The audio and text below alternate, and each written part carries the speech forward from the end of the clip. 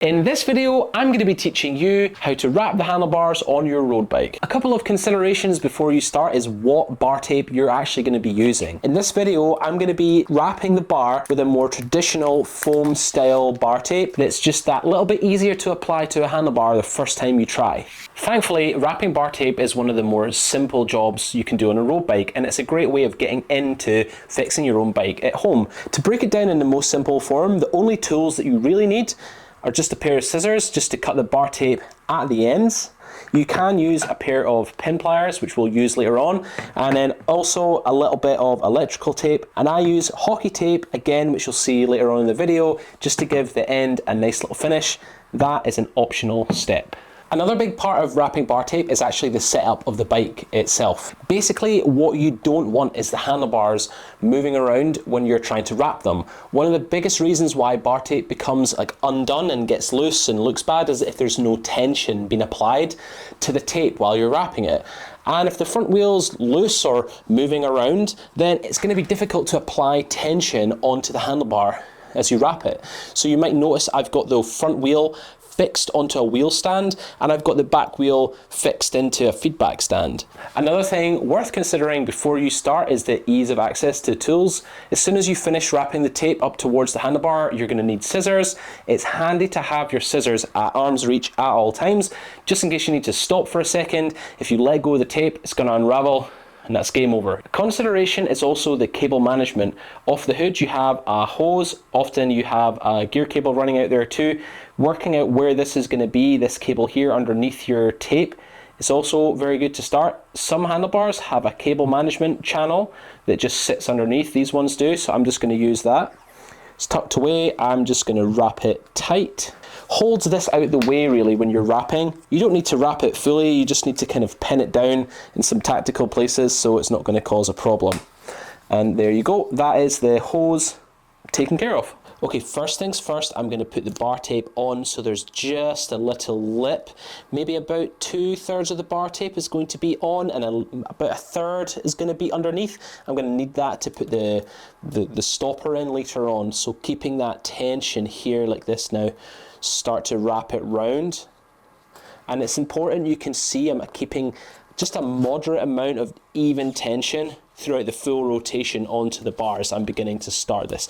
And you can see already there's this little kind of bit of bar tape being held in place here. That's a good start.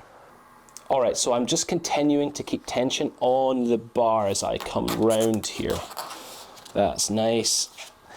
And this is just the easy part. So I'm coming around, just keeping tension on the bar the whole time. Just going back where I feel that I've not left constant gaps between the bar tape. And this is just so that it A, looks nice, and B, so you don't get any gaps in between the tape. Just keeping tension on the whole time, and I'm not afraid to go back quickly if I'm not happy with a certain part of it. So this is the part where we have to start paying attention. The part how we're going to wrap underneath the hood of the bike without keeping or exposing this metal holder here. So we're going to go round and we're going to give ourselves maybe about half of a bar tape's worth of space here. Okay, and then from there, I'm going to go over the top, keeping tension on the whole time. Now I'm going to go round the front. And we can see there's just a little bit of space here. So let's see if I can put this round. Again, this is where my pin spanner comes in. I can just hold that here and I can just check and see if this is held. And yeah, I'm happy with that. You cannot see any gap at all. Okay, perfect. Let's keep going. The trick is honestly just keeping tension on the bar tape the whole way around, all the time, and just being patient with the tape all the way around. Again, just being careful to keep the spacing the same, just so I don't have any gaps underneath. The next major point where we're just wanting to pay attention is this part here. So there's a couple of ways to do this, and you can do it with a pair of scissors. So first things first, let's hold this here. What we want to make sure is that we get an even gap between the stem and the end of the bar tape. So there's a couple of methods of doing this. A lot of mechanics that I know will just open a pair of scissors to a certain amount. You can use a tape measure, but that's just a little bit cumbersome. I just prefer to use the scissors technique at the end. You can also use a steel rule or maybe a pair of vernier calipers. If you want to do a really exact job, you could just set them up where you want it to end. Now, the job, in order to get this line straight, you just need to measure to the point where you want to start your straight line from. So I'll explain what I mean now. If I want to achieve a straight line here, 35 millimeters away from the stem, I need to start the cut around about there on the bar tape somewhere. So I'm going to unwrap it to that point. That's the first step. Now I'm just going to measure up again, and keeping that bar tape distance the same, I'm getting to about this part on the tape here. So I'm not going to notch it, I'm just going to pay attention to where that actually is, and then I'm going to unwrap it again. Now I just want to make sure that I'm cutting a straight line with the tape, so I'm going to come to the other side and just cut straight in line here. Notice how I'm keeping everything in line. Oh, excellent. Good. And that gives you that straight, flush line that you're after. Again, I'm just going to use my pliers just to hold everything in place. And my tape's now ready. So when you're at the point with this nice straight line, you want to start the tape on top, so just be careful to line it up first. It's worth just taking your time here and get the tape right on the edge. Again, like the bar tape, you want to keep a bit of tension on this tape.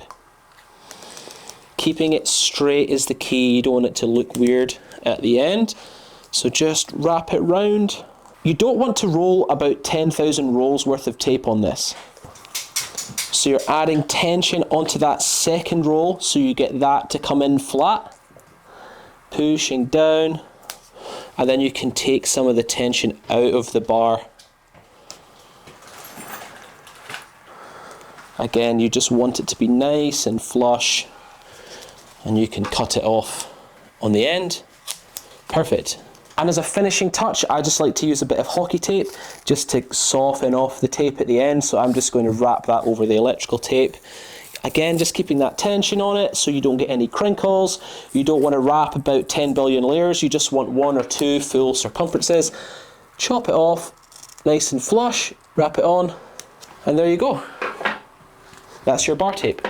So if you remember at the start, I kept that extra little bit of tension onto the tape just at the end of the bar, and that was to create this little lip. And all I'm going to do is fold in this plug, and the excess material that I've left this lip over is just creating enough tension to hold that plug in flush. And there you go. That's it. Thanks very much for watching. Please, if you enjoyed our video, please consider dropping a like and subscribe onto our channel. We've got content coming out all the time about cycling kit reviews and bike fit information. And of course, little how-tos like how to wrap your bar tape on your bike.